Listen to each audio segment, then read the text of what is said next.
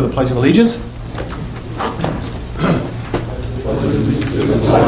Of the United States of America and to the republic for which it stands, one nation, under God, indivisible, with liberty and justice for all.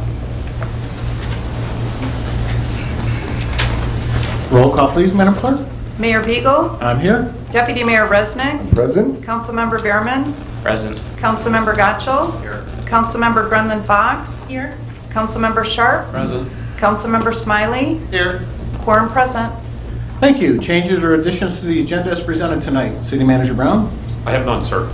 any from the diet? All right, seeing none, we'll move on to the first order tonight, and that's a presentation. It's the reaffirmation by Philip Langmeyer of his oath of office as Chief of Police and as an introduction to the Mayor and City Council. Public Safety Director Moore. Good evening, Mayor, members of council, city staff, colleagues in policing and criminal justice, members of the public. My name is Ron Moore, and I am the Director of Public Safety for the great city of Wixom. And Mayor, I'm pleased and proud to introduce a man to you this evening. I want to introduce to you Mr. Phil Langmeyer, and I want to introduce him to you as the 11th Chief of Police for our great city. Phil is a recent retiree of the Bloomfield Township Police Department, where he served honorably and loyally for 30 years. His last 3 years with the township, he served as the Chief of Police. Phil has a Bachelor of Arts in Criminal Justice from Michigan State University. He's a 2009 graduate of MSU School of Police Staff and Command and a 2013 graduate of the FBI National Academy. Phil is here tonight with his wife Lori. They are residents of White Lake Township, and together they have 2 adult children, Kate and Nick. Phil Langmeyer is an honorable man. I'm grateful that Mr. Brown allowed me to participate in the recruitment and selection process to find Phil and to bring him here to our great city. I retire comfortably knowing that this great police department that I love so much is in such good hands under Phil Langmeyer's leadership. And Mayor, with your permission, I would like to ask Madam Clerk to administer the oath of office and then have Lori pin Chief Langmeyer's badge on him. Our pleasure.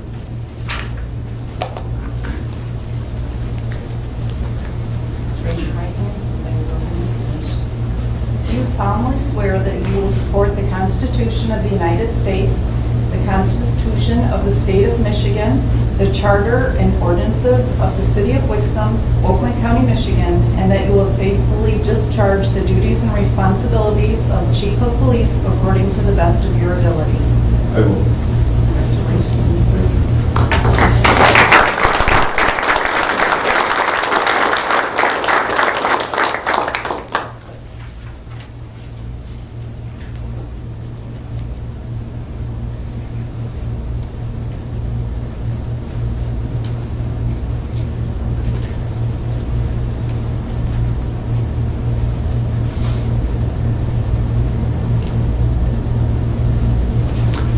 And I'm pleased.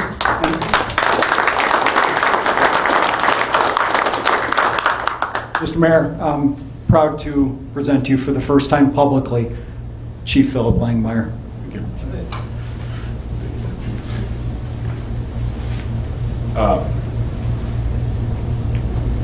This has been a little bit surreal for me, so give me just a moment, please. But I just want to say thank you. Thank you to you, council members. Thank you to Mr. Brown. Thank you for those kind words to Director Moore. I thank you all for this opportunity. I am honored to be given the opportunity and the chance to lead the men and women of this great police department. Before I came here, I did a lot of research. Find out about the city of Wixom. I've got a brother that lives here, and so I know a little bit about the city, but I wanted to learn a little bit more. So I talked to all my compatriots out here in the neighboring things, and one thing I got to tell you is that everybody to a T.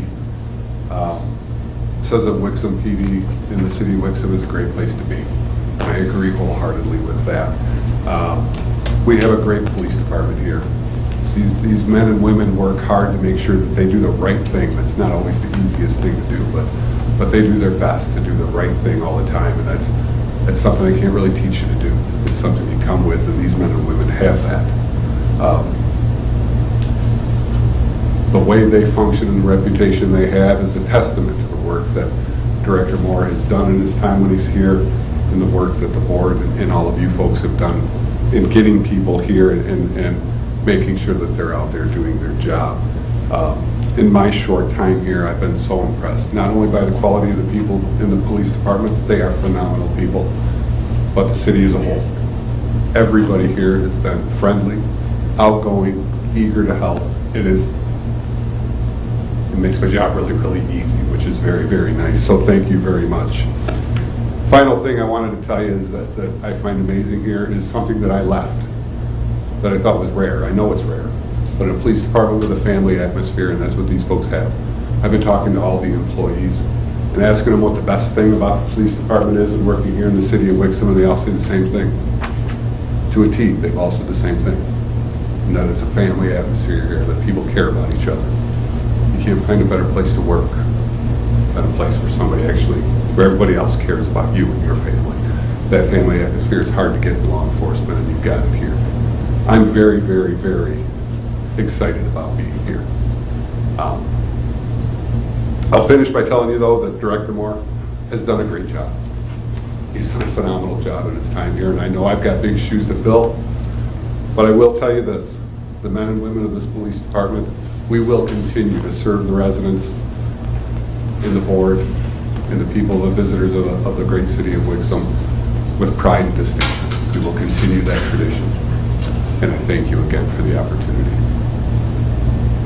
Thank you. And, excuse me, on behalf of my fellow council members here, we'd like to officially welcome you to the Wixom family, Chief Langmeyer.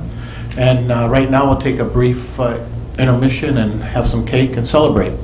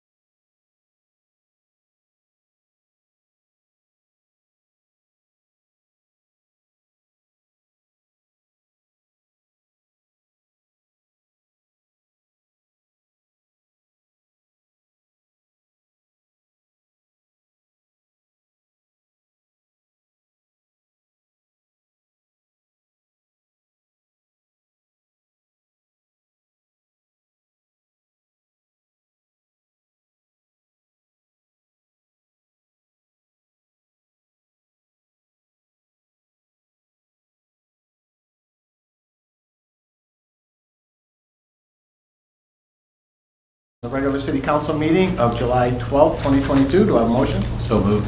Support. Do we have any comments, corrections?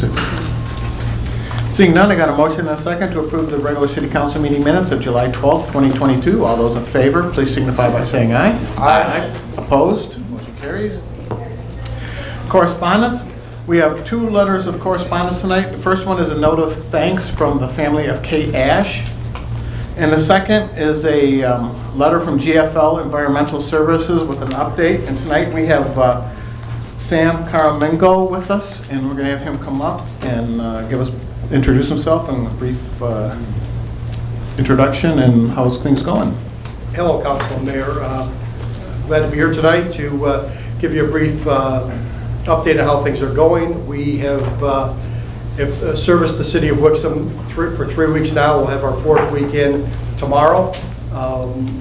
I think it's been going pretty well, being that we started on a holiday week with a day delay, and then things have been progressively getting earlier in the day, and we expect that to continue to be much earlier as far as a finish time and being done and out of the city.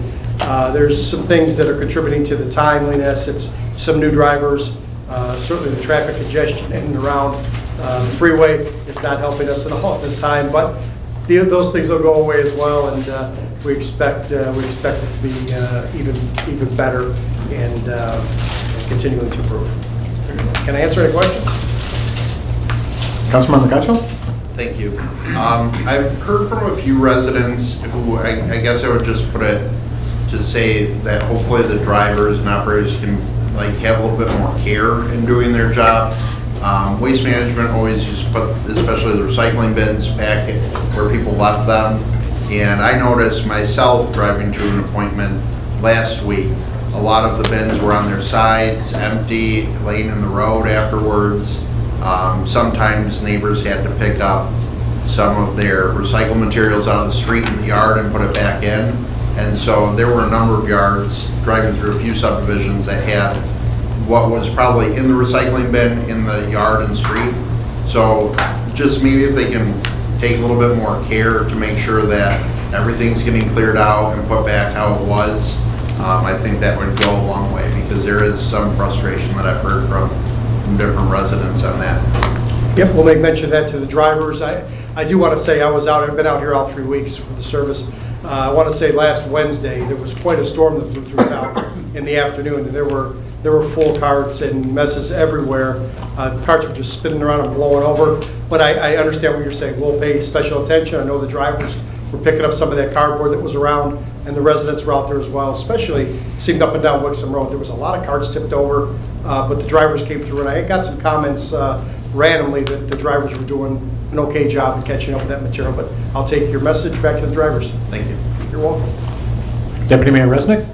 Thank you. Yeah, I was pleasantly surprised, and I think I gave you kudos at the last meeting. I put some bulk material out, and it was gone. But the 2 complaints I've heard, one was timeliness, and it was 7:40 or something. There was a resident that said that's pretty late. They used to come at 10 o'clock in our street. But I know the routes will have to be adjusted and figured out over time. The other one was completeness. In the Anthem Tribute subdivision, I heard from a couple of residents that said there was a bag still left there, even though they had emptied the bin, but there was another bag alongside it, and that was left there, and they left. But those were the only 2 complaints I heard. Otherwise, I know over time things will improve. So Things will improve, sir. We've got a couple of route managers that are on the street every Wednesday, driving around. I've been out here every week as well, driving around again, a pickup truck, overseeing things.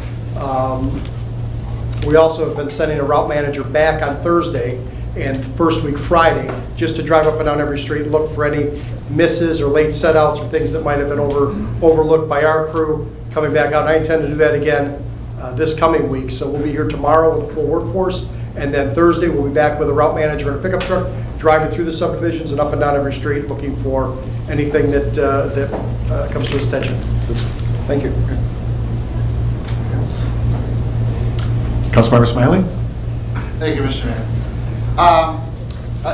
We spoke briefly just before you came up here about just timing and stuff. That's the only glitches that I encountered. But otherwise, it seems like you're doing a good job. I watched you come down my street and like, are they gonna take that? Oh, they did, okay, good. And they seem careful and neat and tidy, your drivers and stuff. So I think, there's just some adjustments still going on. But the question I have for you is just briefly, how is the sticker gonna work? Will that be the drivers doing that too, or will it be a separate person coming around to put the stickers on the recycle bins? We'll have separate people coming around, whether they'll follow the truck on Wednesday service day, they'll be coming around rebranding the carts. There's 3 decals that go on every cart, one on each side. We'll cover up the waste management with GFL decals. And the GFL decals are going to be the same color as the cart. They'll be dark green, and they'll have white GFL on them, so they won't stand out against the green cart. They look pretty good. Won't be your neon, not neon. No, will not be. Green. Oh. And those decals have been ordered. We expect to get rolling with rebranding in August. So the decals have been ordered. We're working now with the people that are going to apply the decals to the carts. There's also a new decal on the top that tells you what is recyclable and what is not recyclable. And then we've also ordered waste management colored carts, the same color you have on the street now, the green with the gold lid, in GFL branding. So what we didn't want to do is, we know Wixom is growing. We didn't want all those waste management colored carts out there and then bright green GFL carts. We wanted to keep the uniform in the same color, so we've ordered those carts, and with delays, they should be here probably by August as well. Oh, great to hear that. I'm glad you thought of that. It would look, uniform is nice. Uniform is nice, and if the residents are watching, it's good for them to hear and understand that we will be out, and we'll be rebranding those carts. Great, thanks. You're welcome. Thank you. Anybody else? All right. Thank you, and we'll continue to see a little bit of improvement. And thank you for coming tonight. You bet. Thank you. Good night. Thank you. Next up is the call to the public, the first call to the public, and the rules are as follows. The public shall address the council during the call to the public, which shall be included on the agenda immediately after correspondence, and again immediately after new business. The first call to the public immediately after correspondence shall be limited to agenda items only. A person shall not address the council in excess of 5 minutes unless the time is extended by a majority vote of the council present. Persons wishing to address the council shall identify themselves and their place of residence and shall state their reason for addressing the council, and all comments by the public shall be made directly to the council. Do we have anybody for the first call to the public tonight? Seeing none, I'll close the first call to the public. Move on to city manager's reports. Departmental reports for June 2022. Any questions? Deputy Mayor Resnick? Just on the construction, because I get asked almost every day from residents, but the timing now with the completion of the Country Corners section of the trail and the rest of the approaches and aprons, do we have any updates? We met today to give a 2-week update, and we're working. They were going to be working on concrete tomorrow and Thursday. And we expect that the sidewalks in front of Country Corners would be completed on Thursday. They have 50 yards of concrete going in tomorrow, and then the remaining piece would be the sidewalks along Country Corners on Thursday. That's the intent. So on track for the August. Yes. Fencing will go up. I think that's like 3 or 4 weeks out yet. The mast arm that goes for the hawk signal is months out yet, I believe. So we're trying to figure out what to do with the concrete coming across Wixom Road, or the approaches on either side of Wixom Road, already ready to be opened within the next week or so. It's there's some questions on how we're going to safely keep people from using it until the hawk signal is in, but we're working on that. Good luck. Yes. All right, thanks for the update. Hey, Tim? Yes. Real quick on your report, it says that Cruz met with the Eagle Scout and installed a bench and hung signs for pickleball. Was that his Eagle Scout project? That was the Eagle Scout project. I think he has one more bench to install. We were meeting with him tomorrow. Okay. And then we also have another Eagle Scout project that's working with St. Matthews for an approach to the trail. So All right. we're we're working on that one. Would you contact both of them, tell them when the project is done, come on in, and we'd like Yes. to and meet him and thank them for course. doing that for us? No problem. Thanks. Thank you. All right, see no other questions, move on to the consent agenda. All items listed under the consent agenda are considered routine by the city council and will be enacted by one motion. There will be no separate discussion of these items unless a council member so requests, in which event the items will be removed from the consent agenda and added to the regular agenda at the end of unfinished or new business. Do I have a motion? So moved. Support. I have a motion and support to approve the consent agenda as presented tonight. All those in favor, please signify by saying aye. Aye. Opposed? Motion carries. Move on to unfinished business. One item under unfinished business tonight is recommendation to enact an ordinance to replace in its entirety Title 18.00 zoning chapter 18.16.00 signs and to amend the definition for signs in section 18.24.110 and to provide penalties for violations thereof. Do I have a motion? Move to approve. Support. Assistant City Manager Benson? Mayor Beagle and members of City Council, I can speak on this item as Mr. Abatini unfortunately came down with COVID recently and he is out of quarantine, but we thought it was best to have him stay home from this particular meeting. You may remember this ordinance was introduced at your last meeting and approved to move forward by City Council. The intent of these ordinance amendments are intended not to change any of the regulations, but really just to tighten up the language that we use, the definitions that we use, the descriptions of types of signs, to make sure that it is, I'll say, First Amendment proof, so to speak, in that the city and cities across the country cannot regulate signs based on content, you can regulate place and size, and things like that. So, the city attorney and CIP planning work together to provide this recommended ordinance by the Planning Commission, and here for now a second reading and enactment for you all tonight. Any questions? All right, seeing none, I got a motion and a second to approve the recommendation to enact the ordinance to replace in its entirety Title 18.00 zoning chapter 18.16.00 signs and to amend the definition of signs in section 18.24.110 and to provide penalties for violations thereof. All those in favor, please signify by saying aye. Aye. Opposed? Motion carries. Moves us on to new business. New business number one is a recommendation to approve the designation of Catherine Buck and Marilyn Stamper as the 2022 Municipal Employees Retirement System Officer Delegate and Alternate, and that a delegate certification form listing their names as well as the names of the employee delegate Andy Allen and alternate Louis McKay to be forwarded to the Municipal Employees Retirement System for the 2022 annual meeting. Do a motion? Move to approve. Support. City Manager Brown? Thank you, Your Honor. So this is just a routine matter of business for electing people to represent the city at the Municipal Employees Retirement System meetings that take place. This one is going to be taking place September 22nd to the 26th through the 27th at the Grand Traverse Resort. We've got two sets of regular delegates and alternates for the city, as was mentioned in the body of the recommendation. And we'd appreciate your support of allowing us to move forward with that and make those appointments. Any questions?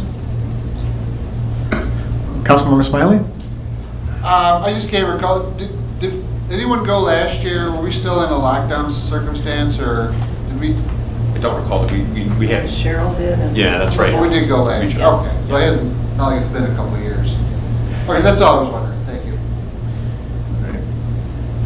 Seeing no further questions, I've got a motion and a second to approve the recommendation to approve the designation of Catherine Buck and Marilyn Stamper as the 2022 Municipal Employee Retirement System Officer Delegate and Alternate, and that a delegate certification form listing their names as well as the names of the employee delegate Andy Allen and alternate Louis McKay to be forwarded to the Municipal Employees Retirement System for the 2022 annual meeting. All those in favor, please signify by saying aye. Aye. Opposed? Motion carries. New business number 2 is a recommendation to appoint Mayor Patrick Beagle as the delegate and City Manager Stephen Brown as the alternate for the Southeastern Michigan Council of Governments General Assembly. Do I have a motion? So moved. Support. And this is just another housekeeping item. Indeed. This is the last one. Any questions?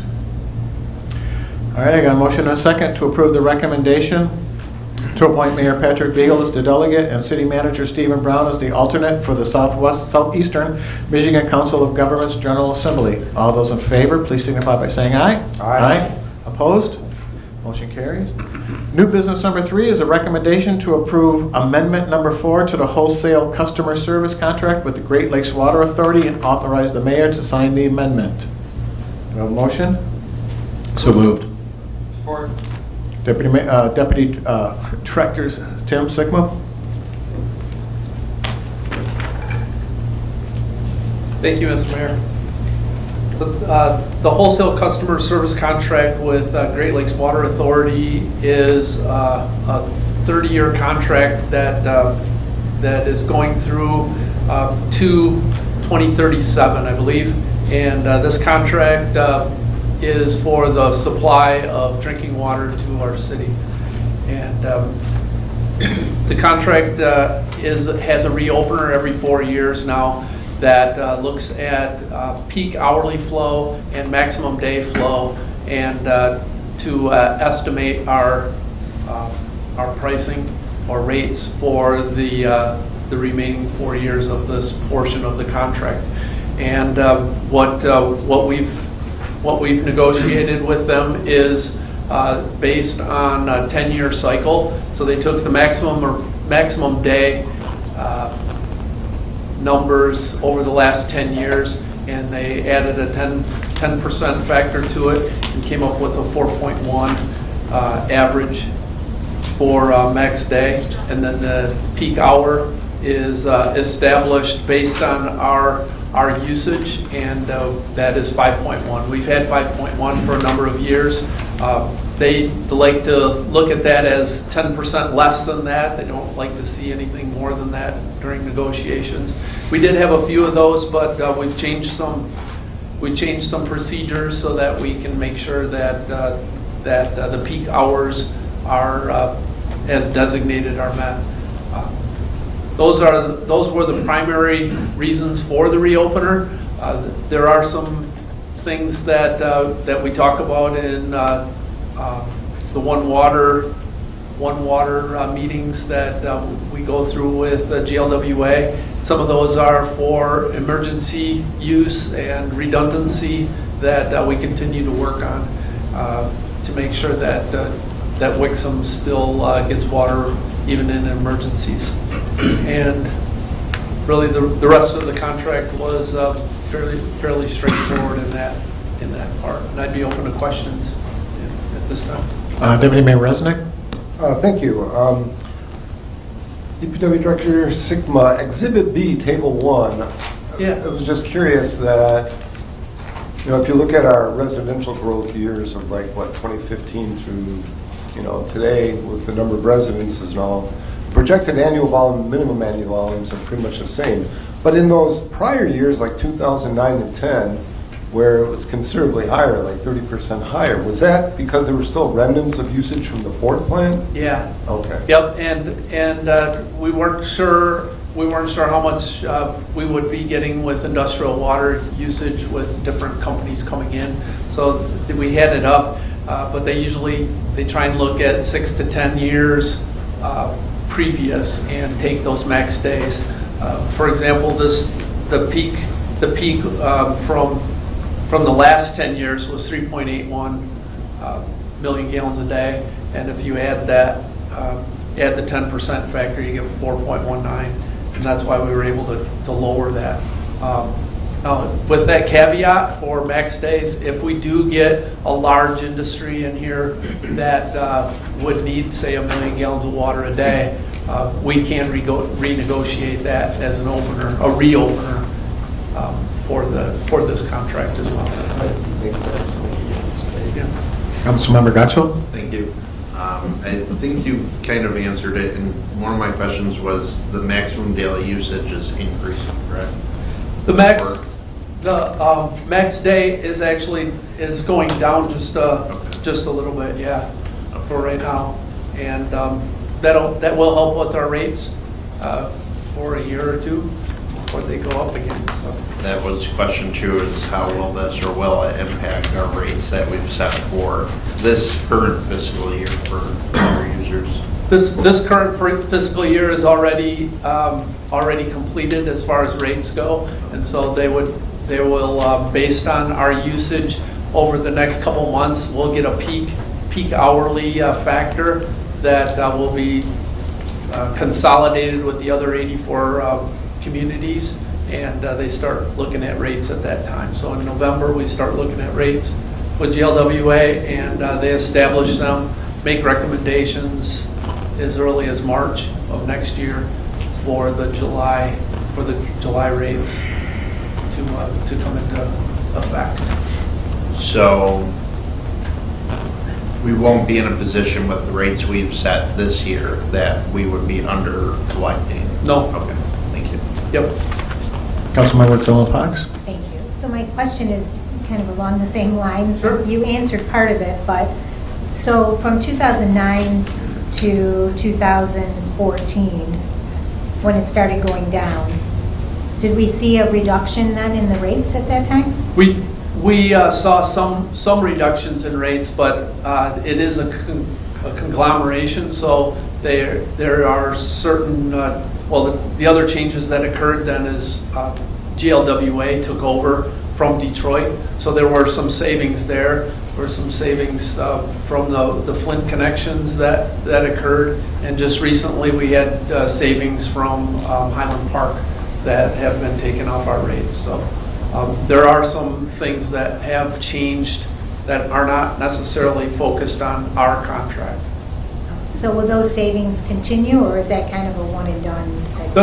No, those savings will continue. It's just it's based on the amount of capital, just like within the city. So they have a certain amount in reserves and a certain amount of bonds. It's all calculated in through the rate and then divided by 84 communities with different rates. It's quite a spreadsheet. Yeah. Do you meet with them then every year to talk about what the rates are going to be then for the upcoming year? Yes. Okay. Yeah, we typically have 3 or 4 of those meetings from November. Then we meet in January, February, and March typically. Okay. Those seem to be the questions I get the most from people, are water and sewer questions about the rates, and because they don't seem to usually go down, they just seem to go up. They continue to increase the costs, and yes, just like our wastewater plant here, there are a number of things that continue to degrade, and we need to replace them. Same thing with Detroit, with their system, and yeah, it's always in a, I guess, in flux. Right. Thank you. Councilmember Sharp. Thank you, Mr. Mayor. Mr. Sickman, I'm trying to understand I'm hearing you talk about max day usage, and I understand that. How does the peak hour affect our rates? And the reason I'm asking is our big water tower that we have, that's not going to change the daily usage, Right. but we should be able to smooth the hourly usage, I would think, by having the water tower. Does that help us in That helps. That still continues to help us considerably, and that's why we could stay with the 5.1 for the last 20 years, for the last 10 years anyway. The tower serves as a buffer, so it takes a certain amount of energy to treat the water, pump it the 54 miles to Wixom, and that's the factor. And if it's more water that's needed in a given time period, it costs more to get it here. And so the concept anyway is if we can balance that out over time, over a 24-hour period, rather than getting 5 million gallons a day for 3 hours and then backing off to 1 million gallons a day, it's easier on their system and ours. So there's 2 factors in the rates. It's daily usage and then peak hourly usages. There's also distance. There's a distance factor too. Okay. For offices, yep. All right, thank you. Any other questions? All right, thanks, Tim.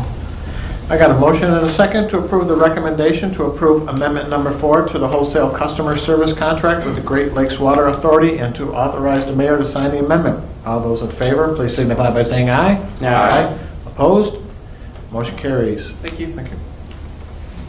New business number 4 is a recommendation to approve wage increases for part-time library clerk positions and approve the updated salary range from $14 to $19 an hour for library clerk positions effective July 1st, 2022, as recommended by the Wage and Salary Committee. Do I have a motion? So moved. Support. Thank you. With us tonight, we have Library Director Andrea Dickinson. Good evening. As part of our budget process, we realized very early on in the year that wages were starting to increase at libraries and then just the service industry as a whole, where we're competing with employees for. And so as part of our budget process, the library board included increases to the part-time clerk positions to align itself with what other libraries in the area are paying their workers. And so we had to balance increasing costs with inflation for supplies and materials with what we could afford to increase wages as well. So this was the range that they came to that would fit our budget, still maintaining all of our public services to patrons, but enabling us to become more competitive as we recruit new employees as well as retain our current employees that we do have. So, and just to note too that the library budget is 100% paid, both wages, fringes, out of the library's millage fund, and nothing affects the city's budget out of this. And you did meet with the Wage and Salary Committee at the last meeting and presented this plan to us. Do we have any questions? Deputy Mayor Resnick? Just a comment on Ms. Dixon did a wonderful job in researching and looking at other library systems as well as the different categories of library. And like I said, we can be proud to say now that the clerk that's handing somebody a takeout coffee in the morning on their way into work, she's at least making that much. He or she is making that much. Yeah. So, Yep. so good job on the research you did as well. Thank you. Seeing no further questions, I got a motion and a second to approve the recommendation to approve wage increases for part-time library clerk positions and approve the updated salary range of $14 to $18 an hour, $19 an hour per library clerk positions effective July 1st, 2022, as recommended by the Wage and Salary Committee. All those in favor, please signify by saying aye. Aye. Opposed? Motion carries. Thank you. All right, moving on to new business number 5 is a recommendation to authorize the city manager to implement wage and benefit adjustments effective July 1st, 2022 for non-union employees for fiscal year 2022-2023 as recommended by the Wage and Salary Committee. All those, do I have a motion? So moved. Support. City manager? Thank you, Your Honor. So we have a recommendation here to act as was recommended by the Wage and Salary Committee meeting on July 11th.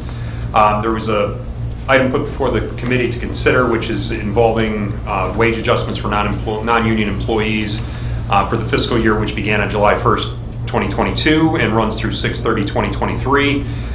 As you know from the budget process, there was a budget that was adopted for 22-23 that included adequate funding for wage increases for this group of employees for that fiscal year. We provided information on the Michigan Municipal League surveys, the state of Michigan's inflation multiplier for tax year 2022, as well as Bureau of Labor Statistics statistics as well, that spoke to what the average state and local government increase was in the country for like employees. And you had a discussion, the Wage and Salary Committee had a discussion on July 11th and had made the recommendation to approve, as was requested by administration, to allow for those salary adjustments for non-union employees. And that's going to be effective again on July 1st, 2022 if it's approved by council. Any questions? Councilmember Gatchel? Thank you. So in in the packet, there's a statement, and I just kind of pulled it out. It talks about the raises, but then it says, after across the board, the authority to consider or provide equity/merit adjustments within the parameters of the approved or council-approved budget. What factors are going to be used to determine, and what process is going to be used to determine who gets a merit adjustment beyond the 3%? That was basically just put in there to allow for that possibility. If there was anything like that, it's principally would be related to any kind of equity adjustment request that would be either made or merited from staff in relation to gaps in current salaries of non-union employees. The possibility could exist for merit-based adjustments, as was requested during the budget process by some members of council. And as you recall, there was a lump sum that was put in and represented a percentage that would allow for the difference between what was approved and that 3% that's across the board to be available for those kind of adjustments. I don't have any formal framework for how that would be handled, but it's going to be handled on a case-by-case basis when they're made, when requests are made from department heads or something else comes up. Yeah, is that the department head handling that? Is that you handling? Would be me. For every employee? Correct. All right, I'm not, being that not everyone reports directly to you, I'm not like, I understand having the veto power on it for you, but I don't know about it just seems like I understand the plan. It doesn't seem like we have the process worked out when it comes to that. And it's just the merit and equity thing. I mean, what would merit is obvious. What would constitute an equity adjustment? Equity adjustments come up over the years in past practice with staff here at the city when we have somebody that, you know, for whatever reason is lagged behind in terms of being short in the range, as one of the later items talks about here in terms of grade ranges, right? So if somebody's, you know, perceived to be too low in their range for whatever reason over the years because of the way that wage increases were handled in the past, or starting rates versus what subsequently happened in years after that. Different factors come into play for like union employees, where there are two sets of increases that come into play for union employees, step increases, as well as basically across the board salary adjustments or wage adjustments. So all of those things could be in play on somebody making a request for an equity adjustment, and it would just relate to perceived inequity in terms of what somebody's making versus, for example, what the market is for that position, or because of lagging, because of just some nuance of how wage increases are handled in the city. And within this proposal, we're voting on the proposed raise for the assistant city manager, right? Yes. Right. When it comes to that, I am in favor of raise. As I shared in the budget study session, I think it's probably more than I would prefer. Looking at the information provided, I think the closest ties in terms of what the position title was and probably the responsibilities there, and were Grosse Pointe Park and Rochester. They had two positions. One was like deputy city manager and economic development, but then assistant city manager in the same.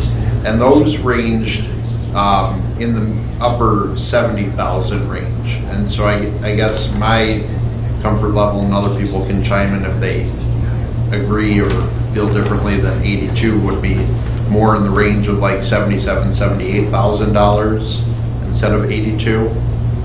But those are my thoughts at this point. Thank you. Anybody else? Councilmember Sharp? Thank you, Mr. Mayor. Mr. Brown, so the across the board, and I'm only saying this because it's already been brought up in this meeting, the across the board wage increase for 3% is basically everyone, and the requirement to get that is showing up for work. And I get that, but my concern in the budget setting process was that we establish some way, if we're going to do that, that's fine. And if we want to go above that, there has to be some merit adjustment or some merit reason for giving the increase, not just a showing up for work isn't merit, that's just showing up for work. So if they're eligible for the extra X% within the parameters of the council budget, it seems like there needs to be a process, and I think Councilmember Gottschall just said that's what I was hoping to see as well, that there's a process for getting the merit that's established and understood by the employees themselves, so they know how to work towards a merit increase, rather than just, hey, my boss walked in one day and gave me a couple extra %. I'm not even sure why. That's what I'm used to. I think employees appreciate that they understand what it takes to get an increase. So I guess, this may be water under the bridge at this point, because we're talking about going retroactive to July 1st. I guess I would expect nothing more than the 3% for the rest of the year, since we're already going retroactive to July 1st of this year.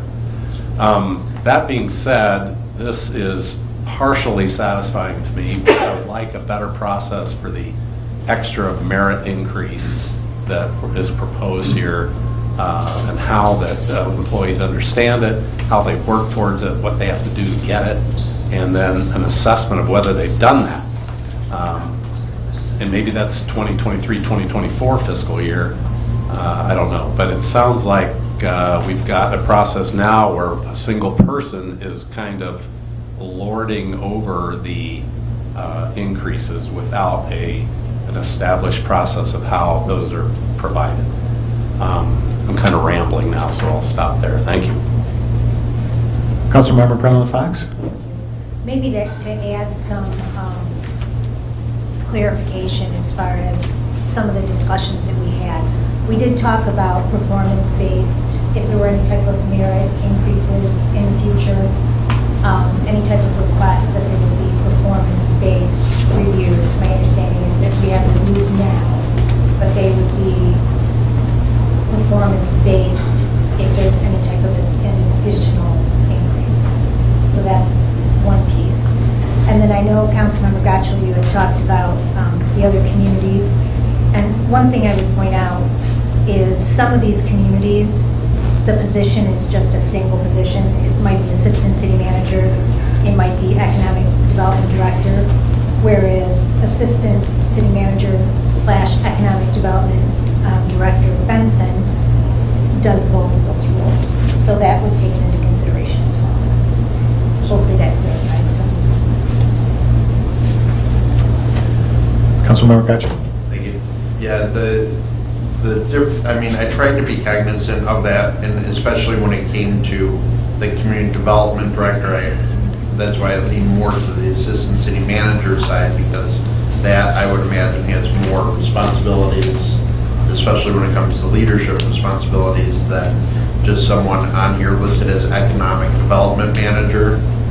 So like I mentioned, the Grosse Pointe, and then the Rochester had the split one for deputy city manager and economic development, and then assistant city manager and economic development. And those two were the ones that I focused on mainly because they included the assistant city manager section of the job. It wasn't just community development or economic development strictly. So that's why those two kind of jumped out at me more than the others.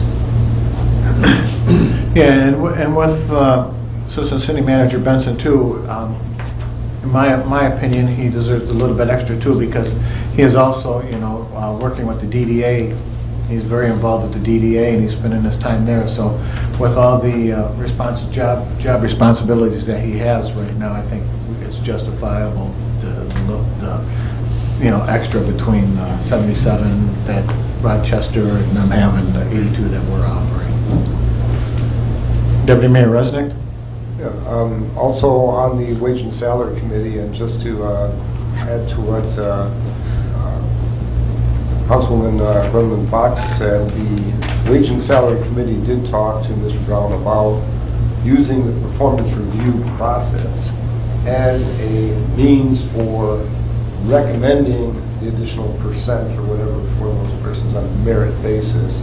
The process itself is not 100%. There are performance reviews that are being done, and that will probably get honed over time.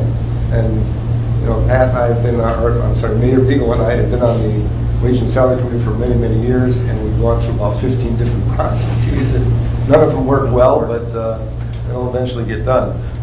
Secondly, during Wage and Salary, I gave more merit to Ferndale and Rochester because of the population counts and the type of city they are, and with the combined role of either assistant or deputy city manager and economic development director. So I feel it's absolutely merited. And again, I think it's doing a fantastic job for us. And,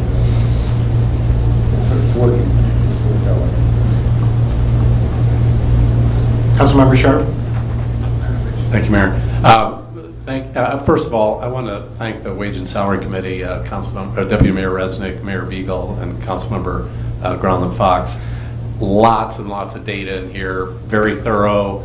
I appreciate the difficulties of implementing anything new. There's quite a few different topics in here that you guys all went through and presented a very cohesive package to council, and I appreciate that. And I said I was only partially satisfied, but it's a step in the right direction, no question. And I think, as Deputy Mayor Resnick says, as we hone it over the next year, ideally when we do 23-24, we'll be a little, be ready to go up front when we do our budget planning, and we'll understand how the process works at that point, and then we'll have solid, again, another set of solid data to make a recommendation next year. But thank you very much for the work. I support the committee's recommendation. Councilmember Smiley? Thank you, Mayor Beagle. I just basically, my 2 cents on the merit process or lack thereof. I read that as just giving you some flexibility and some, the ability to recognize somebody, maybe going, above and beyond. And I was gratified here, Deputy Mayor Resnick, say, they've looked into, explored, and talked about processes in the past, and it doesn't seem, it seems difficult to have a process, that's, black and white, that's clean and easy to administer. So if it develops in the future, that's great, but just having that, flexibility is good. And then just somewhat, on Councilman Sharp's kudos to the Wage and Salary Committee. There's a lot here. We've got still another item, from them. Mayor Beagle, Deputy Mayor Resnick, and Councilperson Tia Groundland Fox. They've done a lot of work, to get us, this material here today. You guys don't get overtime for that, right? No? Okay. So I appreciate, all the extra effort that they put in. Oh, yes. I appreciate all the work they put into, this important, information and data, for us to make decisions today. I think that's it. Yeah. Thanks. It's next year's budget. It'll begin then. Oh, I'm sorry. I don't know if I left anybody out. I know you're a big part of the process too, Steve. I don't know. There might be others too. If you want to, just give them a little shout out. That'd be fine with me. Yeah. So there was a lot of the data put together by Drew, basically in relation to some of these things that are before you tonight. Really in relation to the Wage and Salary Committee recommendations with the salary survey that was done and everything else. That's something that we did in-house, and that was only possible because we had the bandwidth that was made available to us by having Drew on the team here in city administration. So that's something that was done in-house that would have historically been done on a contractor basis as an additional expense to the city. His abilities and capabilities made it possible to do that in-house. He spent a tremendous amount of time doing that, so kudos to Drew for that. And he did a lot of work on all of these things in association with the library and everything else. So Drew made a lot of contributions. Marilyn Stamper, our finance director, was a big part of it in a lot of ways as well. So there's a lot of people involved in the city team in putting this stuff together. So kudos to all of them. Absolutely. Thank you. Any other questions? All right, seeing none, I got a motion and a second to approve the recommendation to authorize the city manager to implement wage and benefit adjustments effective July 1, 2022 for non-union employees for fiscal year 2022-2023, as recommended by the Wage and Salary Committee. All those in favor, please signify by saying aye. Aye. Opposed? No. Roll call, please. Deputy Mayor Resnick, Aye. Councilmember Behrman, Yes. Councilmember Gatchel, No. Councilmember Brendan Fox, Yes. Councilmember Sharp, Aye. Councilmember Smiley, Yes. Mayor Beagle, Yes.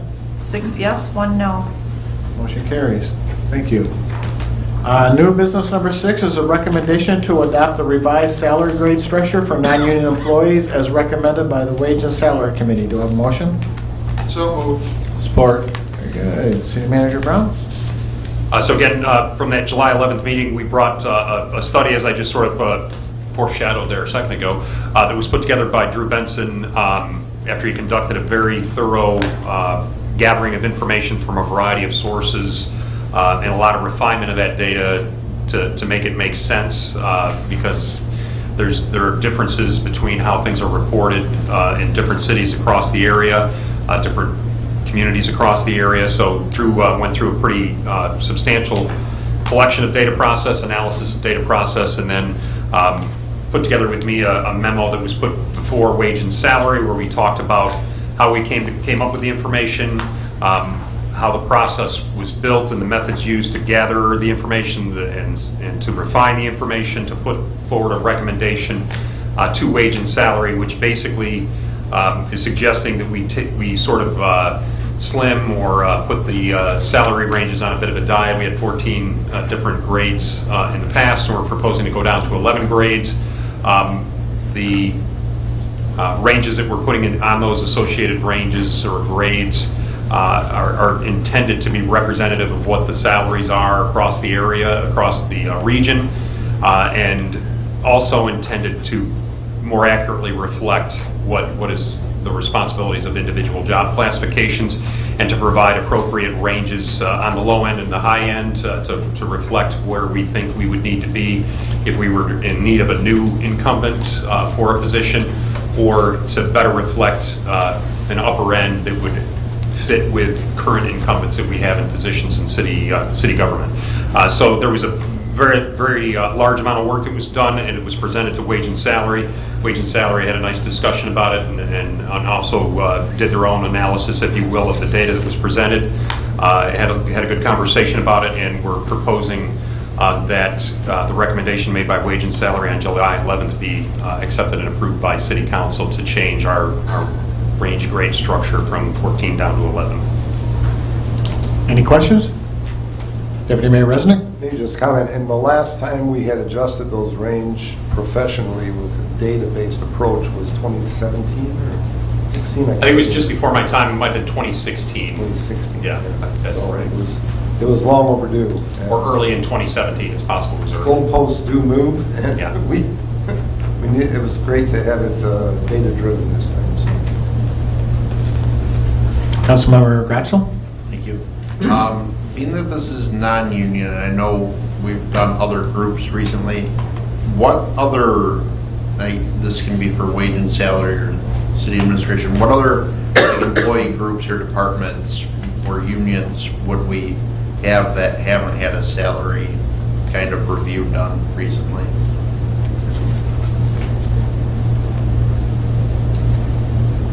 Well, the union process is typically handled through collective bargaining, and we sign the increases through that process. So that's ultimately when we go through a negotiations process. We have our outside counsel typically involved on that that has knowledge of practices outside of the community that gets incorporated in the formulation of our negotiating posture at the beginning of the collective bargaining process, as well as our stance as we continue negotiations with the bargaining unit. So I would say that those kind of get handled through the CBA collective bargaining agreement processes, more or less, unless Drew wants to add anything to that.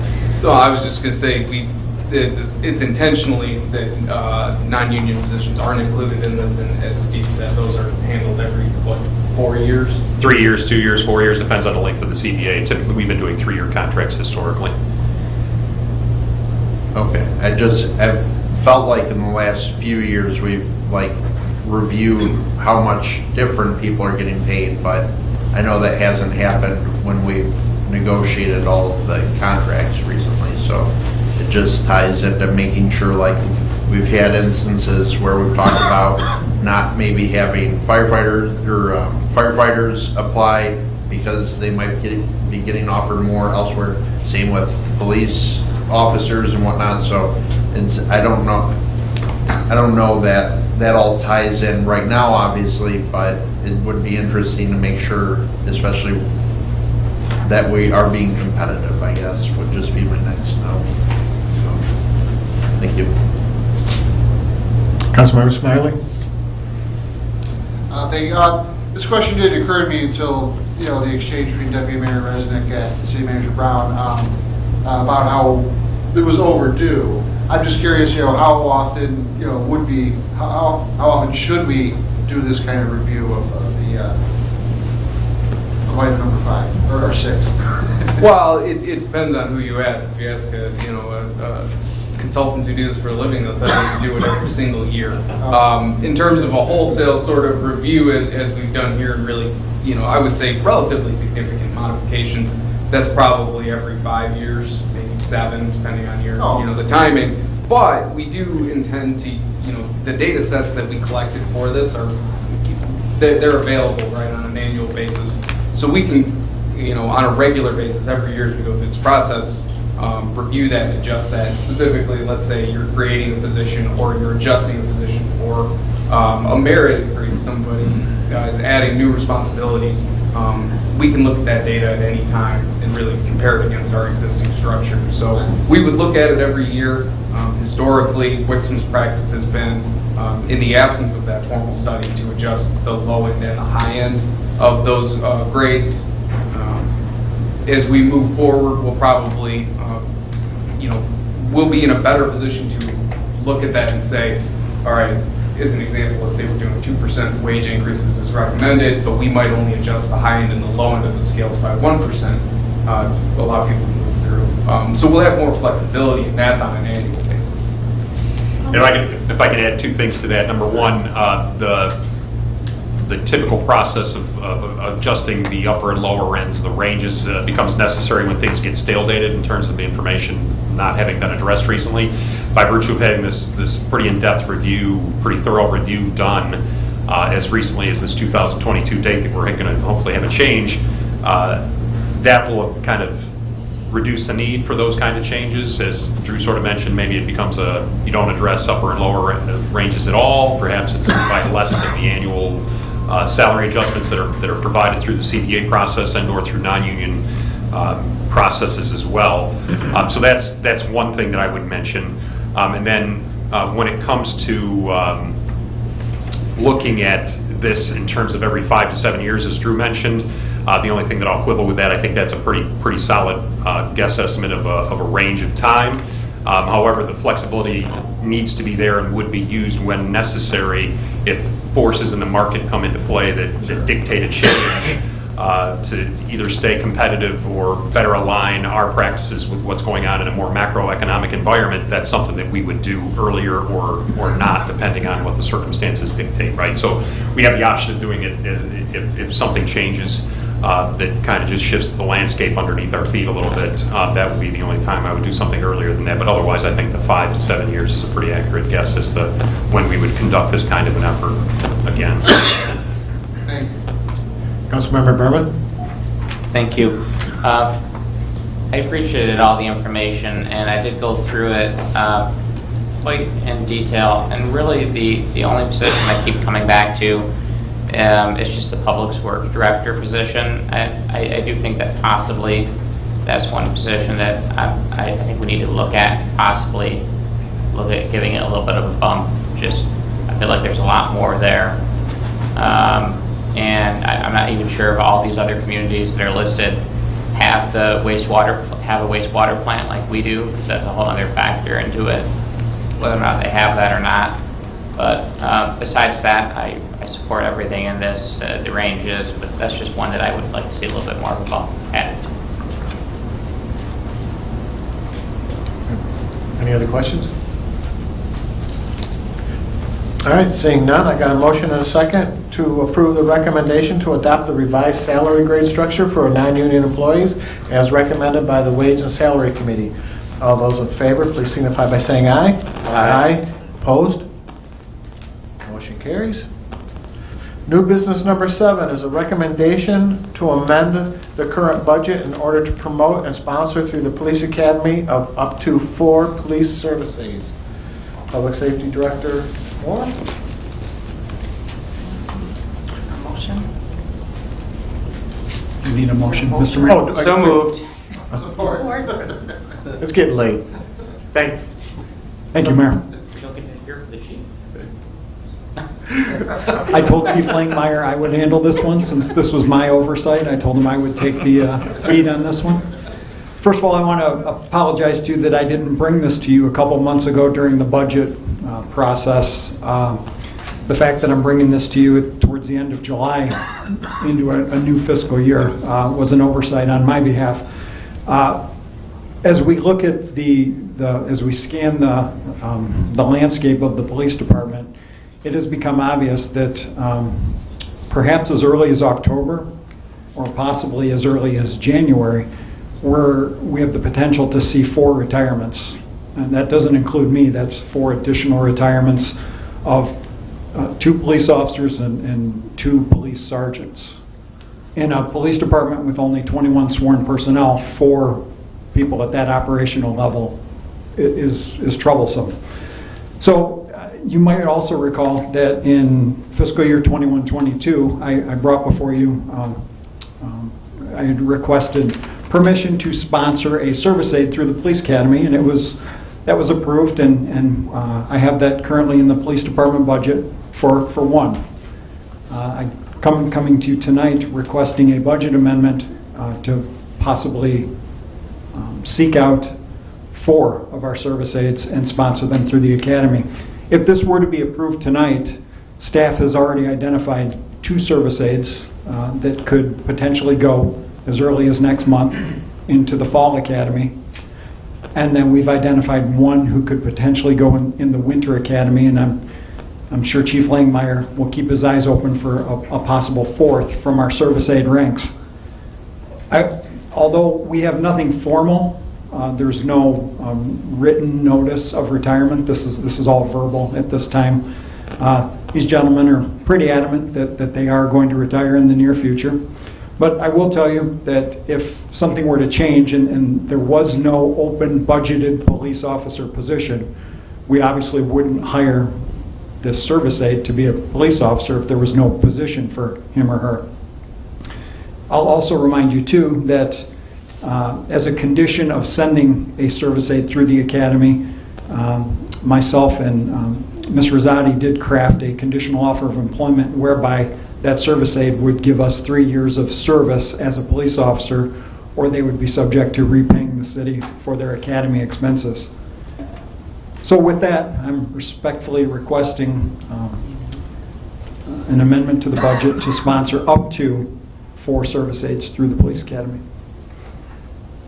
Deputy Mayor Resnick? Thank you. Well, let's say for you, Director Moore. Yes, sir. One of the last times I get to say that, right? Yeah. During your tenure here in the city of Wixom, how many of the service aides have become and have we retained as police officers? Have we retained it? So you're not talking about sponsorship? Or at least the 3 years. Are you talking about sponsorship or just service aides that we've kept? Yeah, even the ones that we've kept. 5 come to mind. 5. 2 have been sponsored. 1 from a long time ago, and then the most recent one, Officer Jovanovski. Yes. So 5. But to date, we have 5 police officers who are former service aides, and if you include the cadet program, of which I was a part of going back a long time ago, that number is probably closer to 10. So we've got a good batting average. We do. When we hire a cadet or a service aide as a sworn licensed police officer, they tend to stay. I know other service aides that are in different jurisdictions, different cities, different states, also came through our system. So yes, we've cranked out a lot of police officers through our service aide program. Yes. Councilmember Smiley? Thank you, Mayor Beagle. Director Moore. I think, this all sounds a little familiar. I think you did sort of foreshadow that we were going to have some retirements coming and that this, was a solution that may be coming before us, but. I foreshadowed it, but regrettably, I didn't budget for it. I wish I had. And finding police officers is tough. Yes. Growing them our own, forgive the loose terminology, but is an effective way to get what you want and fairly, in the long run, inexpensively get what Wixom needs, through a program like this. Is that safe to say? That is. My impression of it. I'm incredibly proud of our Service Aid program. Oh, yeah. These young men and women are outstanding people, and when we hire one as a police officer, we have the benefit of watching them over the course of 1, 2, 3 years, and we take a look at how hardworking they are, their loyalty, their aptitude for law enforcement. It's a great program. Okay. Yeah, I'm familiar with it, and Sure. too. My only thing that sort of jumped into my head was when reading this was that the we're going to lose some just from retiring 4 experienced long-time officers and replacing them with this program with some pretty young, green, fresh out of the academy. Is that a concern, or is that going to be? That is an excellent point. There is something to be said for hiring, a police officer perhaps from another agency who's looking to make a change, and he or she has experience. I will tell you that our field training officer program is outstanding. One of the sergeants oversees the field training officer program, and he does a magnificent job of making sure that these officers, be it they have years of experience or they are green, like some of our service aides, that they get very good training. So I'm less concerned about that than you might expect. Okay. If you're not concerned, then that's good enough for me. Thank you. Thank you. I'm just going to piggyback on that because that was my concern too, and I'm going to ask this to Chief Langmeyer because he's the one that will be dealing with this, but do you have an issue with having 20% of your force being first-year officers? Well, if Director Moore is confident in his FTO program, and I am very confident in the FTO program, I know the program that he runs. We ran the same one there. To graduate that is a feat in and of itself. Okay. So, not as long as they get through that program, and it's as tight as it's supposed to be, and I have no doubt that it is. I've talked to a number of our FTOs on the road. I'm very confident in their abilities, their knowledge, skills, and abilities to make sure these young kids. Any new person in a department gives you some concern. They do. Whether they come from another department or not. Yep. When they're green like this, the way I look at it is I don't have to break bad habits. We get to build all the new ones and mold them in the Wixom way, which I think many times is easier. So, Thanks. Councilmember Gatchel? Thank you. Similar, the concerns that have been raised are the same that I had raised at the budget study session as well. Still, that I have to this day in terms of, I think it's beneficial to have a mix of experience and new. And I guess I just worry that if we're approving this, it becomes the default of maybe we know we have people we've put through and so that's who we hire, rather than going out and looking for people trying to come over from different departments. And so I know, or I believe you had presented 2 initially in the budget session instead of 4, and then I believe it was the deputy mayor had mentioned 4, and then I'm still in favor at this point of 2, and then if we need to revisit it later on in the year, then it's a discussion we've already had, but I would be more in favor of saying 2 at this point. That way we're going to cover half of our possible vacancies, and we've kind of forced ourselves to also try to find 2 folks who have a little bit more experience. So this, I appreciate putting people through and them being committed to the city as service aides and then as not firefighters, police officers.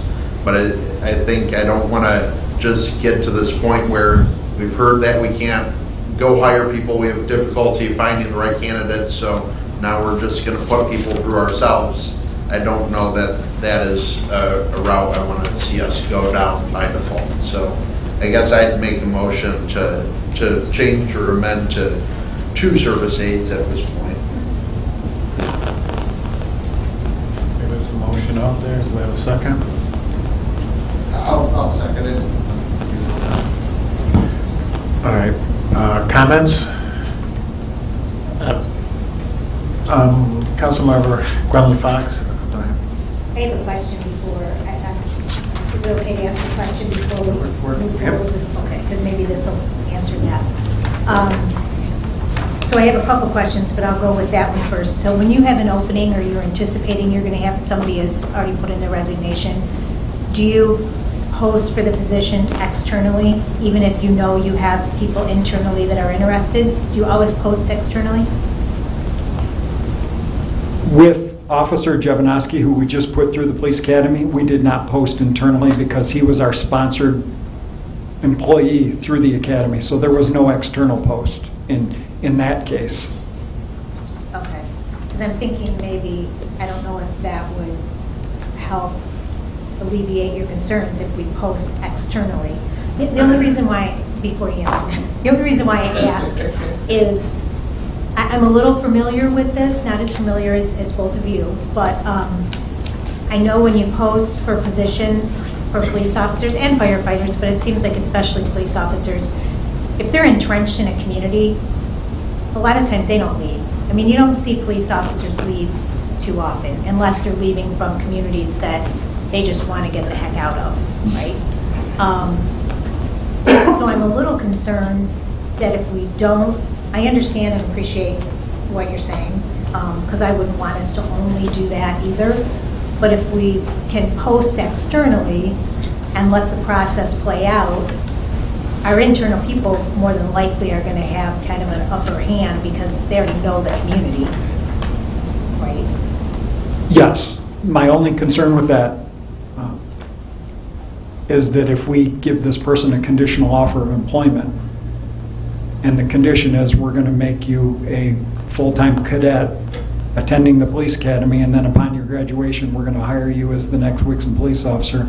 At that point, I don't know how we could post for it because we've already entered into a conditional offer of employment with the person. So the conditional offer would have to be amended to say, okay, we're going to sponsor you, but you may or may not get the job when you're done. So when we hire someone for a cadet, we hire them in the back of our mind knowing that we may sponsor them. Is that what you're saying? No, we take a part-time service aide. We promote them to the rank or the position of full-time cadet. Okay. Pay them as a full-time employee with benefits as we're sponsoring them through the police academy. Okay. Upon graduation, if there's a budgeted open position for police officer, which we wouldn't sponsor them if there wasn't, they, just like Officer Jovanovski did, that person, he or she will step right into that police officer role.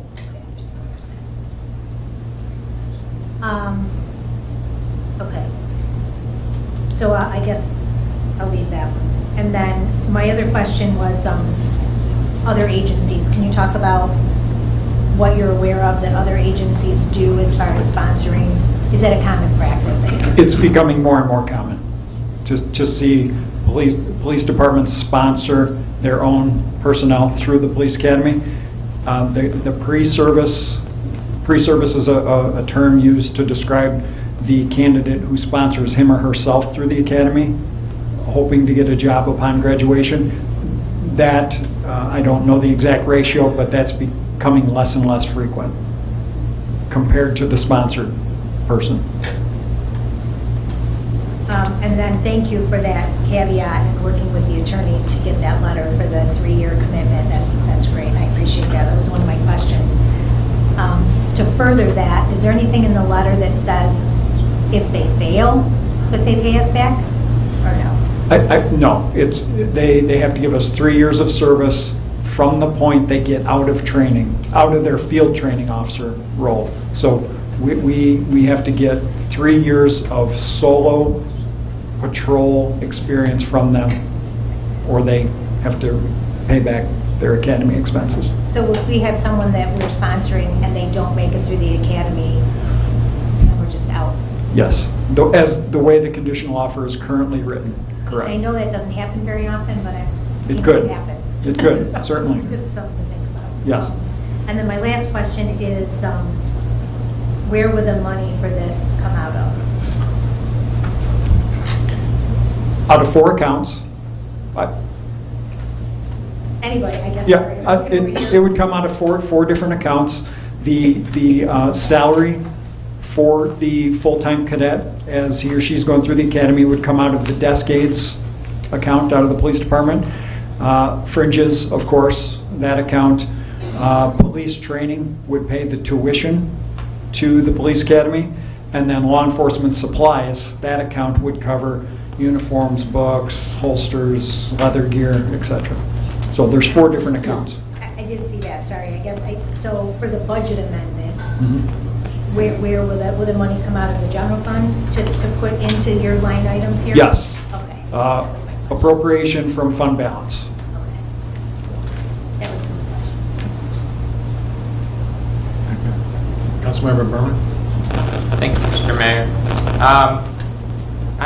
I'm not in support of the amendment to the original motion. I'd much rather see us hire our existing employees that have been with us multiple years, and you've gotten the opportunity to evaluate them firsthand versus to post the job and keep our fingers crossed that we make a good hire. I'd much rather you guys have the opportunity to evaluate and hire our current employees. So I'm in support of the proposal as proposed, and I will vote no on the amendment to the proposal. Councilmember Smiley? Thank you, Mayor Beagle. The 4 positions that you're asking for today, you do foresee having all 4 of them at once being, in the process, or are you thinking? Yeah, I know you had 2. You said you had 2 in mind ready right now. 2 in mind that would graduate, if this were approved, 2 in mind that would graduate in December, who would be ready. And then I neglected to mention that once they graduate, once he or she graduates from the police academy, they have a year from the Michigan Commission on Law Enforcement Standards to get a job. So they would graduate in December from the police academy. And then if we had a vacancy in January and then another one in April, for example, those 2 that we still have here working as service aides, they would be ready to go as the next police officers. So there is a proactive measure to this request. There's no crystal ball for timing and all that. I get that too. That's where I'm leading. So those second 2, or the next 2, spots 3 and 4. You're not sure if those would be in next year's fiscal year. They might spill into the following year because it's all about who's leaving when and when the academy starts and all that. But you may need them right now too at the same time. You don't know, right? That's correct. So we may not even use all this in the same fiscal year. I'm in favor of the original motion as presented tonight because it doesn't say we're going to hire 4 service aides. It says up to 4 service aides. And we have 4 and possibly another police officer, that could be in there, so we're talking 5. And if you've recognized 3 service aides that you would recommend sending to the academy, that leaves us with 2 other positions that we could go externally to fill. So I can fully sponsor the original motion. And in the interest of transparency, I will tell Mayor and Council that if this were to be approved, we have 2 that are ready to go to start the academy next month, and it would be subject to Mr. Brown's approval. That would be our intention to move on the 2 right away. Councilmember Sharp, and I'll come to not sure if we're talking about the 2 or the 4 right now. Are we still talking about the 2? Do we vote on 2 and then we go back to the original proposal? Yes. So we have 2 votes, one on the amendment and then one, if with amended, we'll vote on the original one. I'll just hold my questions until we get back to after we vote on it. I'm inclined to not support the amendment and go revert the discussion to the 4, which is what we would do after this vote. Councilmember Gonzalez. So, just so I'm clear, so the 2 that you would sponsor immediately if this passes, we don't have positions for them currently? There are not open positions? Right now, there are not. Okay, so you're anticipating possibly 1 in October, 1 in January? 1 in October, 1 in March. 1 in March? Yes, Okay. yes. And how long is the academy? The academy, they would graduate just before Christmas. So if what I'm being told by the employees are correct, they would graduate just prior to Christmas. One would immediately fulfill the October vacancy. And then the other one, as I said, their MCOLS certification is good for 1 year upon graduation. So then that person would resume service aid duties, waiting for the March vacancy. How often are the academies held? Twice a year. Okay, so I'm guessing that's part of what your rationale is to do it now instead of waiting until someone puts in their resignation and having maybe miss the academy? I wouldn't be before you if I wasn't pretty sure that these 4 gentlemen are going to go in the very near future. They've been very vocal about it. It's kind of a sciencey art on that. It's not guaranteed, but we've got a pretty good idea. I know the rumor mill gets going and people start talking. It's not a rumor. If they were here, they would tell you. Oh. Yeah, they've got that clock ticking down on their phone, so. Okay, thank you. You're welcome. Councilmember Gatto. Thank you. I guess it's just, I understand the up to language. We've used that before in certain things. But to me, it makes more sense to approve 2 now because we have 2 on the radar. And then if in January we need to revisit this, then we all know that we've tried to do 2 and it's just not possible. We need to bump it up. I'd rather start small and build from there if we need to. And it, just as a logistics thing, it also strikes me very odd that we send someone beginning next month, they get out around Christmas, start around then feasibly, but we're going to hold an officer position vacant from October through end December or early January, depending on the holidays, just because we have someone in the academy, instead of posting that externally. That, to me, it doesn't make very much sense, to my mind, that we're going to not have a police officer that we could be using because we have someone in waiting and in training, basically. I would rather see something like that. That's an awful long time for a vacancy to be there just because we're waiting on someone to get out of training. Doesn't strike me as the right way to be doing business and hiring people. All about the program, just too many for me. Any other questions, comments? All right, there's a motion on the table to approve the recommendation to amend the current budget in order to promote and sponsor through the Police Academy 2 public service aides. All those in favor, please signify by saying aye. Aye. Opposed? Nay. No. Roll call, please. Councilmember Behrman? No. Councilmember Gatchell? Yes. Councilmember Brendan Fox? No. Councilmember Sharp? Nay. Councilmember Smiley? No. Mayor Beagle? No. Deputy Mayor Resnick? Nay. 1 yes, 6 no. All right, motion is denied. We go back to the original motion. Are there any questions? Councilmember Sharp? Thank you, Mr. Mayor. First of all, almost said Police Chief Moore, but it's City Safety Director Moore and Police Chief Langmeyer. I support the hiring up to 4 very good proposal, detailed on the expenses. I agree with Councilmember Behrman's assessment that it's better to hire people or start people training, and you can assess them as you move forward and decide whether you want them. We're not going to fill a position that doesn't exist. We're kind of making an insurance policy here that we'll have people available to fill positions when they become available. I'm okay with the $74,000. The problem I have is the budget. We, as a council, already agreed for 2022, 2023 to spend $3.19 million more than we're making. And I know we're getting it from our reserve, and I get that. But the reserve is just that, it's a reserve. And the thing about budgeting is everyone's expected to keep in the budget. We've already discussed other budgetary items tonight where one of the caveats was you had to stay within the budget that was approved. So where are we going to get the $74,000 out of the $3.19 million that we've already approved over what we're making this year? That's 2.3%. I know we can find $74,000 out of $3.19 million to cover the cost of a very important expenditure. Shuffle the line items around. I'm not sure if I'm looking at blank faces or nobody agrees with me.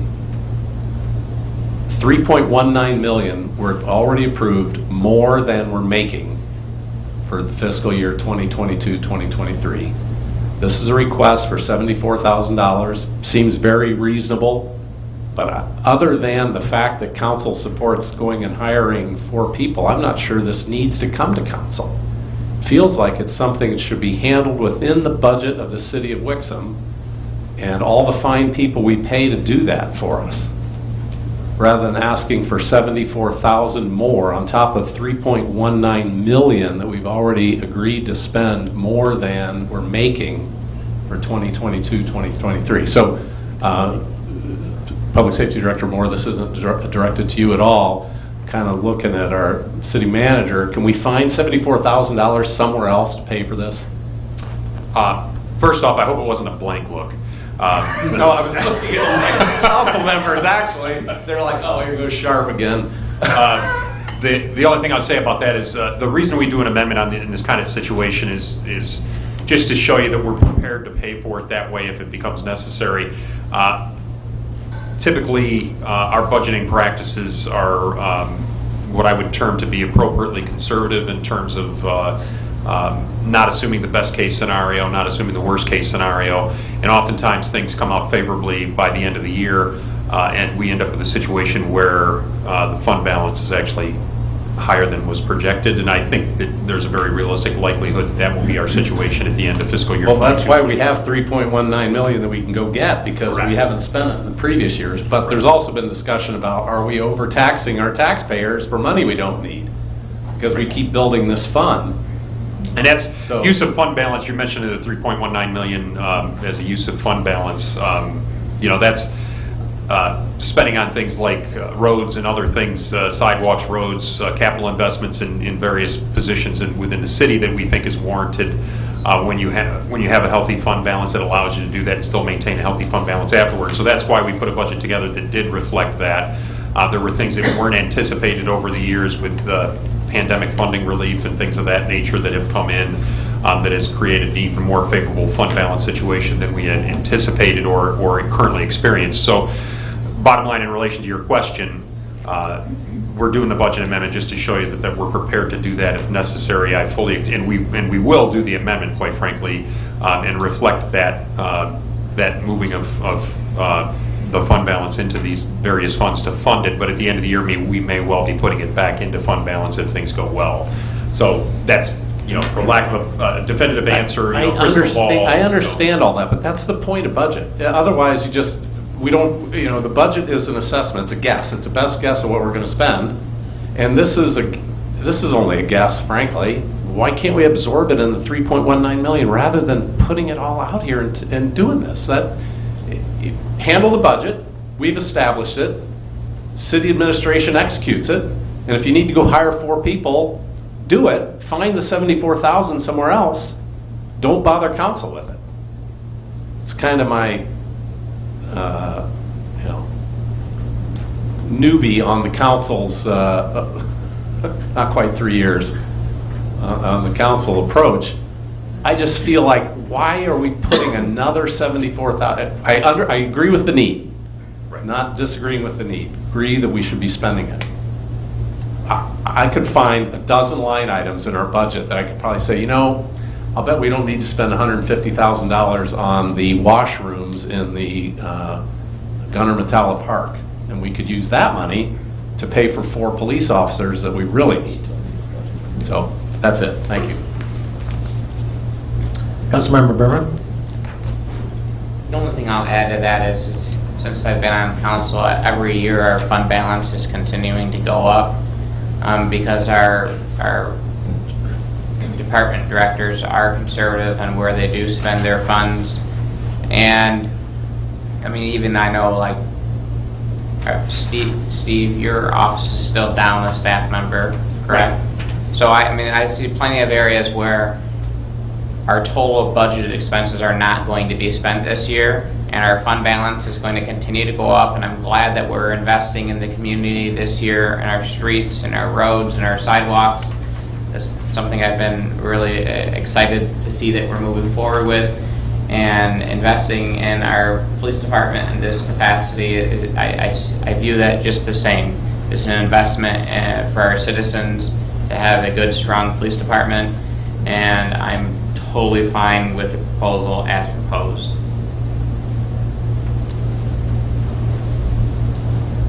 Councilmember Garland Fox?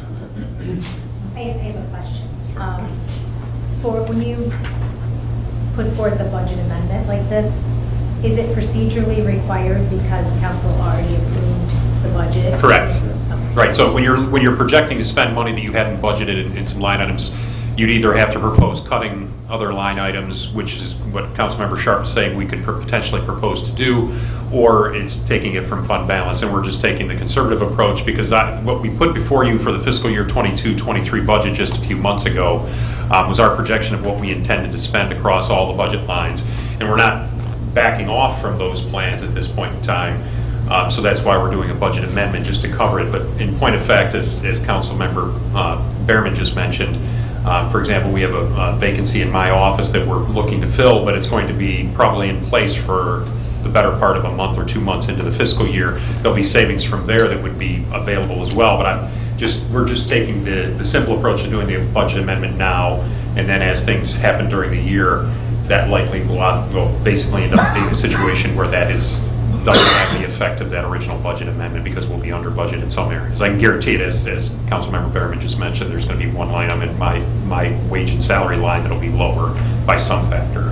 But I guess my question is more procedurally, it had to come to council. Correct, that's right. Mayor? When we present something where it's out of budget, it's either a budget amendment or shifting of money from somewhere else, and we weren't prepared to do a shift of money at this point because we just did the budget. We had the plans to spend the funds that we presented to you, so we'll do the budget amendment to take it out of fund balance theoretically.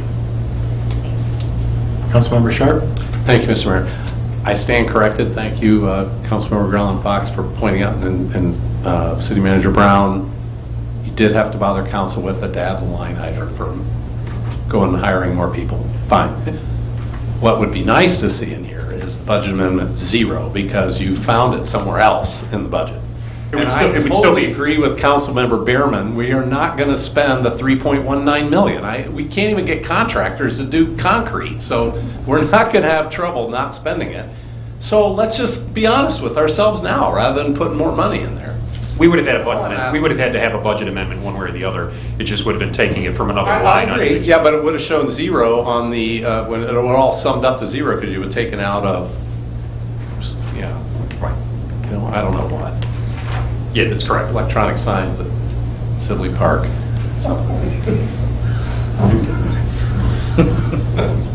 Thank you. Deputy Mayor Resnick. I was just going to pile on, but I think Councilperson Garland Fox clarifies we have to vote. Yeah, I'm good. I understand. And yes, we have made many transfers into the stabilization fund for the years, and the fund balance has been growing, as Councilman Behrman pointed out. So I'm in favor of this. think growing your own and preparing the city, you know that it's very, very difficult. It's a difficult profession to attract people into, especially in today's day and age. So I'm looking forward to it. Any other questions? All right, seeing none, I got a motion and a second to approve the recommendation to amend the current budget in order to promote and sponsor through the Police Academy of up to 4 police service aides. All those in favor, please signify by saying aye. Aye. Opposed? No. Roll call, please. Councilmember Getchell? No. Councilmember Brendan Fox? Yes. Councilmember Sharp? Aye. Councilmember Smiley? Yes. Mayor Beagle? Yes. Deputy Mayor Resnick? Aye. Councilmember Behrman? Yes. 6 yes, 1 no. Thank you. Motion carries. Thank you. Thank you. That concludes new business tonight. Next up is a call to the public. I'll reread the rules of the call to the public, and they are as follows. The public shall address the council during call to the public, which shall be included on the agenda immediately after correspondence and again immediately after new business. The first call to the public immediately after correspondence shall be limited to agenda items only. A person shall not address the council in excess of 5 minutes unless the time is extended by a majority vote of council present. Persons wishing to address the council shall identify themselves and their place of residence and shall state their reason for addressing the council, and all comments by the public shall be made directly to the council.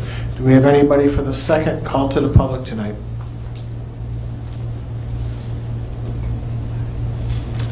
Seeing none, I'll close the second call to the public, move on to city manager's comment. City Manager Brown. Thank you, Your Honor. The city manager update, I'll just talk about the update we provided from the Department of Public Works in terms of we had a water line break in one of our communities, Leisure Co-op. Our contract operator of our wastewater treatment plant, F&B operations, informed residents what was going on and informed them there would be a shut-off and issued a boil water notice. There was a repair that was made by a contractor, and everything was handled very professionally and very appropriately by FBOP, to the point where not only did we not receive a complaint, but we actually had compliments about how they handled a very difficult situation. And I can attest to the fact that it's not often when you have a negative situation where people are in a complimentary mood. So that was a nice bit of feedback for FBOP and their employees. Reuben John's out there in the audience, so way to go. Wanted to say congratulations to them, kudos to them. Work anniversaries range from 1 year all the way up to 20 years for Wixom Library Director Andrea Dixon, who's in the audience. So well done on that. Thank you for your service to all of the people that are recognized in the work anniversaries this month. And that's all I had. Assistant City Manager Benson. I do just a couple small updates. I know at the last city council meeting, we talked a fair bit amount about code enforcement, specific things. I had 2 specific things I wanted to talk about as follow-ups. One is the Maple Glen subdivision and the construction along Maple Road.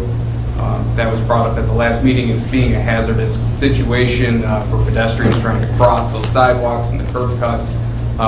We have been, well, even prior to that meeting, but more recently have been in specific conversations with the developer of assigning a timeline to when that work will be done and that sidewalk area will be restored, as well as the curb cut to prevent road deterioration. So far to the point that if we've issued them a code enforcement letter indicating that if work is not completed and we have a plan in place within 10 days, that the city may be forced to use their bond funds to do the work on their behalf to restore safety to that area. So hopefully we don't get to that point, but I did want to mention to you all that we're following up on that and that it is viewed as a dangerous situation that needs to be fixed. The other I was going to mention is we talked about a former restaurant on Wixom Road that has some grass issues that had been dealt with, but more importantly, Planning Commission did approve an updated site plan for that property just last night, where they are also, they've offered and are being required to completely resurface that entire parking lot. So hopefully by the end of this year, that entire site will be looking brand new and in much better shape. So just wanted to mention those 2 things.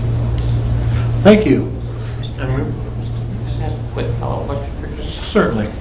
With regards to Maples Glen, they're going to have to come before Planning Commission and City Council correct, for their amended site plan? Are you talking about if they want to add additional units? Yes. I believe so.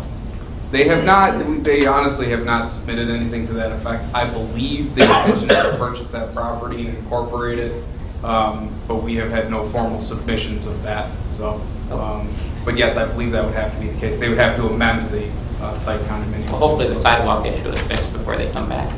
Oh, it will be. Oh. Thank you. You're welcome. Council comments. We'll start out with Councilmember Berman. Thank you. Sorry for jumping the gun. No.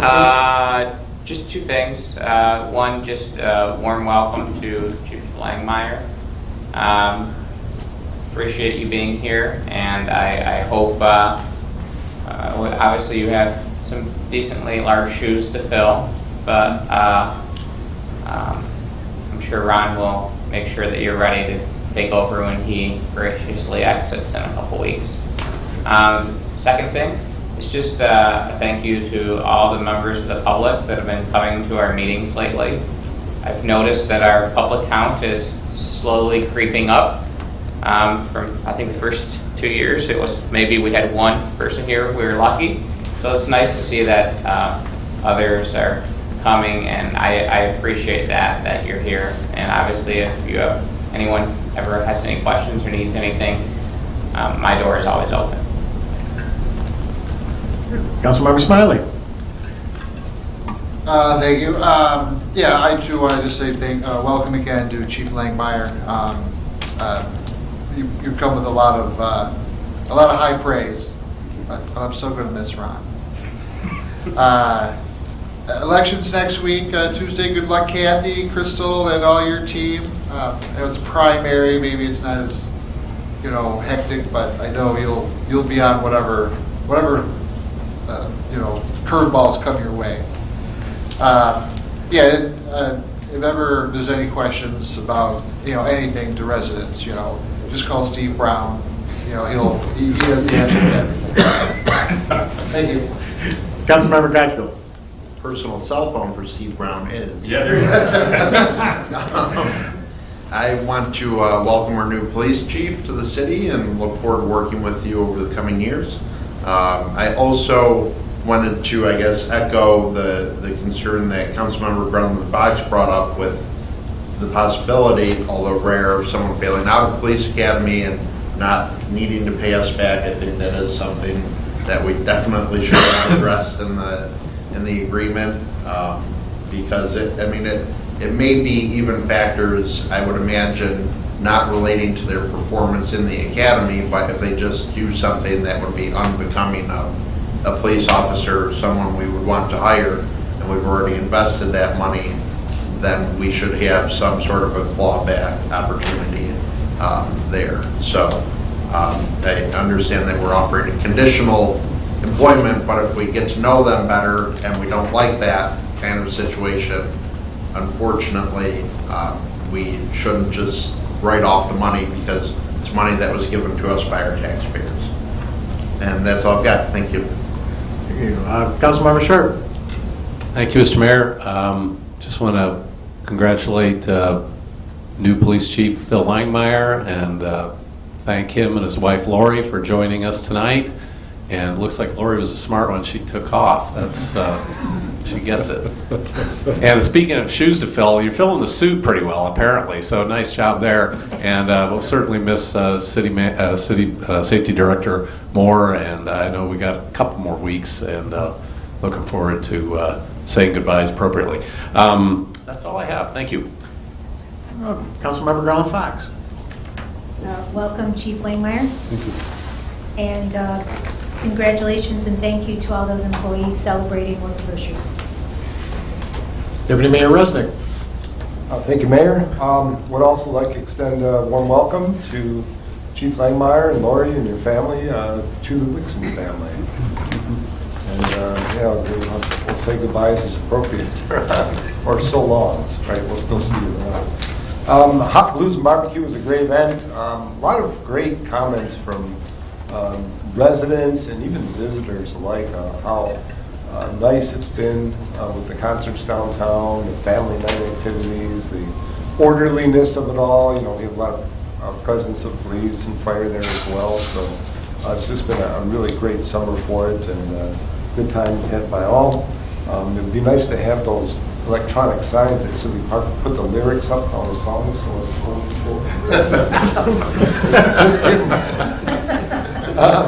Also, you know, just another aside from Mr. Pike's code enforcement, I liked in this latest report, he actually put a table and had the things that he went out and looked at.